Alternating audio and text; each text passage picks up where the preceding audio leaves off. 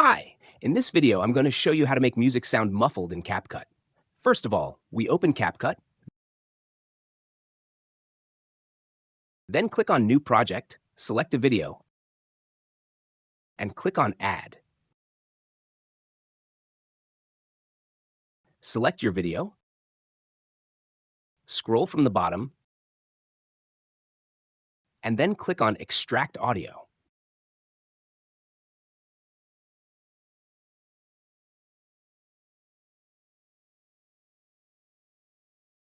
Once it's done, select your audio, click on the fourth option, Audio Effects. There are many options to put effects on your audio. Go below and I will choose Tremble.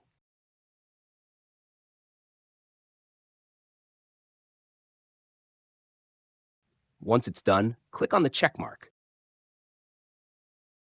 Now, let's play the video. That's the way to make music sound muffled.